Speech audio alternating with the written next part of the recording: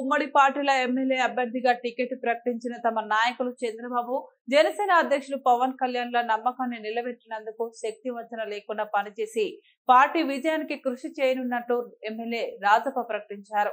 పార్టీల పొత్తుతో తెదేపా జనసేన క్యాడర్ అంతటిని కలుపుకొని ఐక్యంగా మూడోసారి విజయం బావుట ఎగరవేయనున్నట్టు రాజప్ప చెప్పారు. తద్వారా నియోజకవర్గ అభివృద్ధికి, ప్రజల సంక్షేమానికి పెద్దపీట వేయనున్నట్టు చెబుతూ గతంలో మాదిరిగానే రానున్న ఎన్నికల్లో నియోజకవర్గం ప్రజలు, నాయకులు పూర్తి సహకారాన్ని అందించాలని ఎమ్మెల్యే రాజప్ప కోరారు.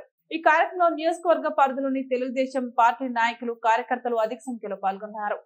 కూడా ఈ రాష్ట్రాన్ని సర్వనాశనం చేసాడు. అన్ని మొత్తం వరలన్నీ దోచుకున్నాడు. దోచుకుని ఏలేదో వీళ్ళిద్దరూ పవన్ కళ్యాణ్, చంద్రబాబు నాయుడు గారు జత కట్టారని దాని మీద కూడా ఇవాళ పొత్తు పెట్టుకున్నారని దాని మీద కూడా ఈ మంత్రులు కానీ, అంబటి కానీ మరి అనేక కామెంట్లు చేస్తున్నారు. వాళ్ళందరికీ ఒకటే సవాలు.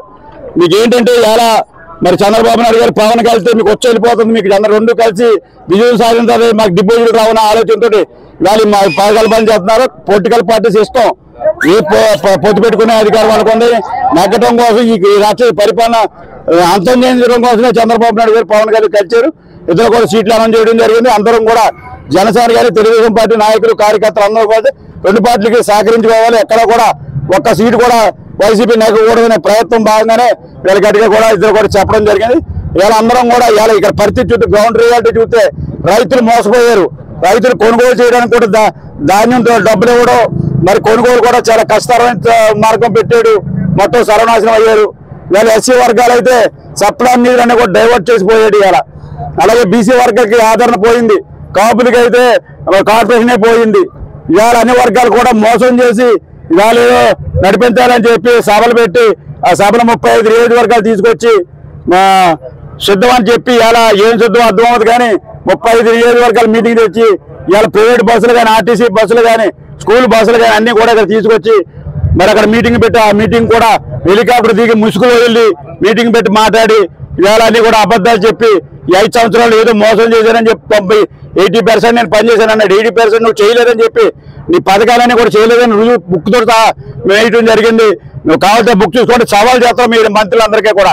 80% పథకాలు మీరు అమలు చేయలేదు, అన్ని కూడా బట్టలు నొక్కుతారని చెప్పి మోసం చేసి ఆ డబ్బులని ఎక్కడ పోయినాయో తెలీదు. ఉన్నది 15% ఇవాళ లబ్ధిదారులకు పడ తప్పింది 85% డబ్బు పడలేదు. ఇచ్చిన మాటలు కూడా 185% పని అమలు జరగలేదు. ఇవాళ ప్రజలు తిరుగుబాటు వచ్చింది, ఉద్యోగస్తులు తిరుగుబాటు వచ్చింది.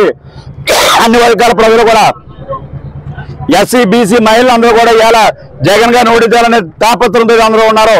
అంచేత ఇవాళ తెలుగుదేశం పార్టీ ఘన విజయం సాధించాలి. మా అభ్యర్థులందరూ కూడా మరి అభ్యర్థులను కూడా సెలక్షన్ కూడా చంద్రబాబు నాయుడు గారు 5 సంవత్సరాలుగా అబ్జర్వ్ చేసి ప్రతి ఇన్ఛార్జిని కూడా పనిచేస్తున్నాడా లేదా, ప్రజలు ఉన్నాడా లేదా, ప్రజల సమస్యలు పరిష్కారం చేస్తాడా లేదని ఇలా అభ్యర్థులు చాలా జరిగింది. మరి జగన్మోహన్ రెడ్డి గారు ఏం చేశారండి, ఎమ్మెల్యేలకి వాళ్ళకైతే 5 సంవత్సరాల్లో కూడా పని చేయని ఒక రూపాయి ఇవ్వక వాళ్ళు బ్యాడ్ అయిపోయారని వాళ్ళు తీసాడు. ఎవరు అయ్యారు? ఎమ్మెల్యేలు అవ్వలేదు, జగన్మోహన్ రెడ్డి గారు అయ్యారు. జగన్మోహన్ రెడ్డి గారు ఇలా ఎమ్మెల్యేలు బ్యాడ్ అయ్యారు. అదైతే 175 నియోజకవర్గాలను కూడా మరి ఇలా వైఎస్ఆర్ పార్టీ డౌన్ అయ్యే ఉంది ఇవాళ, ఎందుకంటే నువ్వు ఏం పని చేయలేదు కనుక. అందుచేత ఖచ్చితంగా మా అభ్యర్థులందరూ మంచి అభ్యర్థులు వచ్చారు. మేమందరం పోటీ సిద్ధంగా ఉన్నాం. ఈ రోజు నేను మరి ఇలా విజయవాడ నుంచి సీటు సెలెక్ట్ అయ్యి ఇక్కడికి వచ్చే